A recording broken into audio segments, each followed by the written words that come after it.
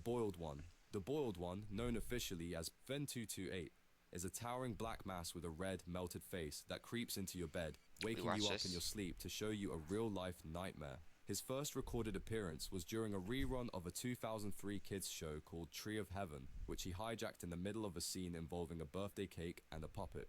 The Boiled One's identity remains a mystery, but the leading theory is that he is Mutsuhiro Watanabe, a Japanese war criminal also known as the Bird. This is suggested by the final message in the video, which translates from Japanese as "Fear of the one and only one Watanabe, the Bird," classified as a cognito hazard, which means just seeing the Boiled One's face is enough to screw you over, and if you fall asleep after that, congratulations, you've just enrolled in a one-way trip to Pseudocoma. You'll be fully awake, totally paralyzed, and stuck in a looping dream where he's the only thing that talks. In other words, you'll get sleep paralysis. And if you're into some weird type of stuff and say, "Hear me out," well, just wait till you see the Oiled One at your bedside and yap this.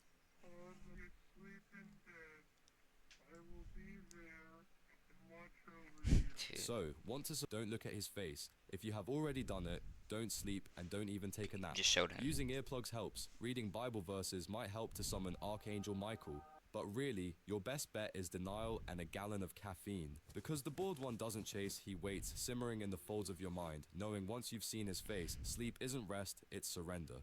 The Locust. The Locust, or the Thump, is a walking jump scare dressed in stick-like black limbs and childlike desperation. It's the main antagonist of Dr. Nowhere's TOE and Smilehood analog horror series. It's a monster that would like to play with you by ripping through your screen and possibly digesting your insides without leaving a scratch. Its body is stick-thin and biomechanical, covered in tube-like appendages and wires. It lures in victims by appearing on old televisions, pretending to be innocent with childlike speech and clumsy punctuation. But don't fall for the baby talk. This thing eats people, sort of. Victims are found with their bodies untouched, with organs gone and souls probably digested. It's been seen standing silently in rooms with faded wallpaper, like a kid's drawing of a nightmare that never got erased. If you see it on your screen, turn the TV off immediately. Smash it if you have to. If it's already broken through, forget hiding and just run. But it's absurdly fast and smarter than it lets on, so a car might buy you time. A motorbike? Maybe. And when you hear this needy call,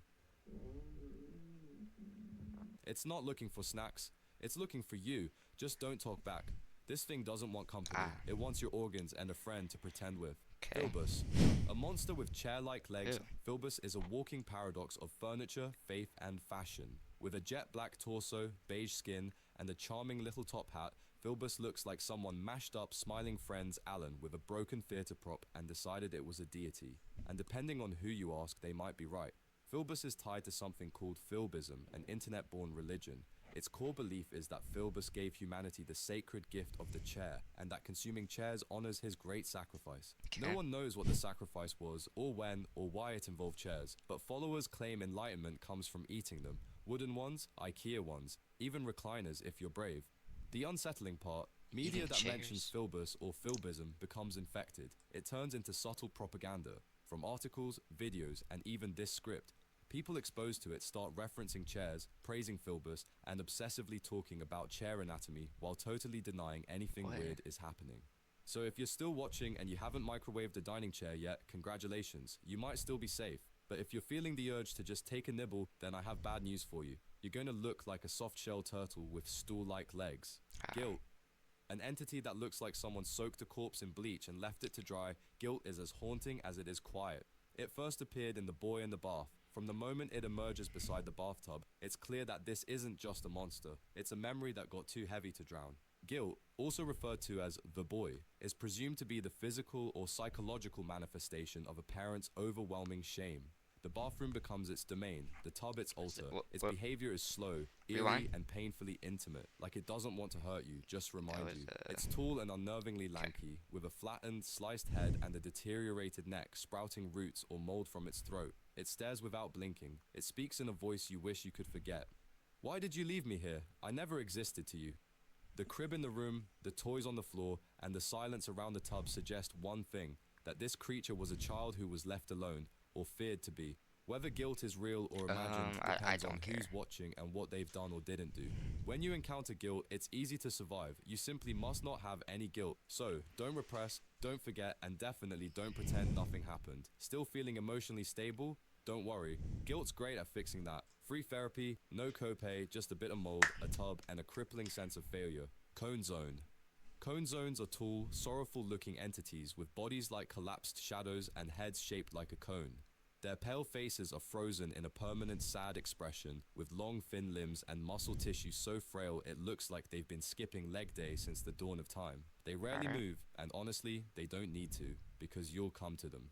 These entities show up during something called the 0.001% phenomenon, a rare and poorly understood event reported by patients in psychiatric wards.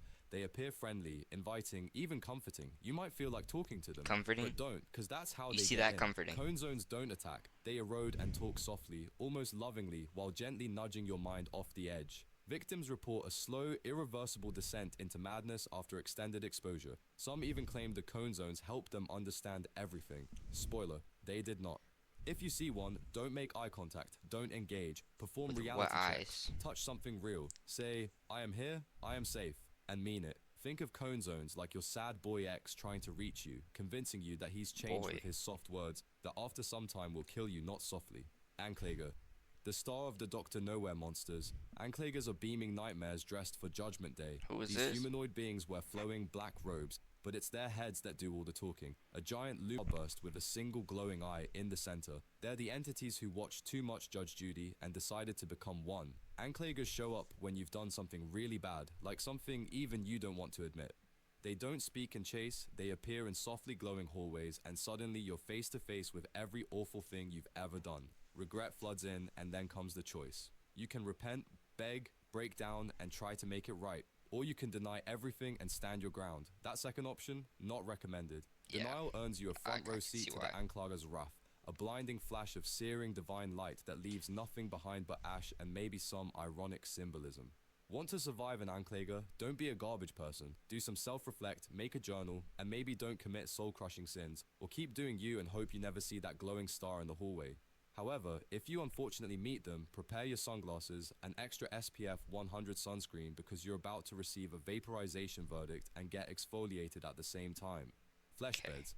Flesh beds are parasitic mattress imposters that combine the comfort of sleep with the efficiency of slow, silent digestion. Also known by the scientific name Populus coolcita, these freaks of biology mimic ordinary bedding during hibernation, and yes, people have cuddled up on one and never woken up. The first confirmed victim was Alice Diger. Fittingly, her last name literally means to digest. They're terrifyingly stealthy, lightning fast once active, and sensitive to body heat. If you're warm, you're food. Their favorite time to strike is during sleep, making them the ultimate betrayal of bedtime. Flesh beds detect heat shifts in the room and, once activated, unravel like living fabric to feed clean, quiet, and efficient. Their most infamous chapter was in the 1960s when they were unknowingly distributed as part of a welfare bedding initiative. Entire low-income communities were supplied with flesh beds, leading to mass disappearances that were never officially recorded but left entire housing blocks eerily silent by morning. Dr. Nowhere has since tried to trace the damage, but the numbers have literally vanished, just like the victims. How can you protect yourself from flesh beds? First, sleep with a fan on, and second, ensure that there's a constant airflow that keeps them dormant, or don't. Maybe you enjoy being a midnight snack under the sheets. Breathman.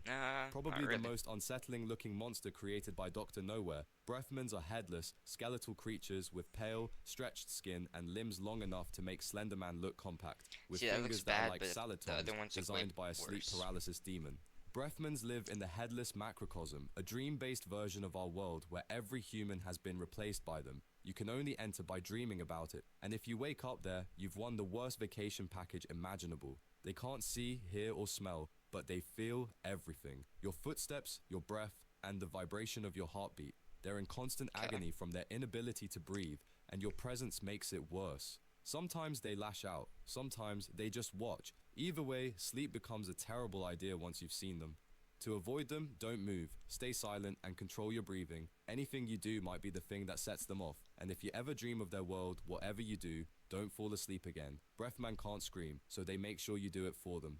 So if you're still breathing easily after all that, lucky you. Don't forget to subscribe for more Nightmare Fuel, and as always, stay safe, stay sharp, and I'll see Alright, yeah, that was that. Hope you enjoyed.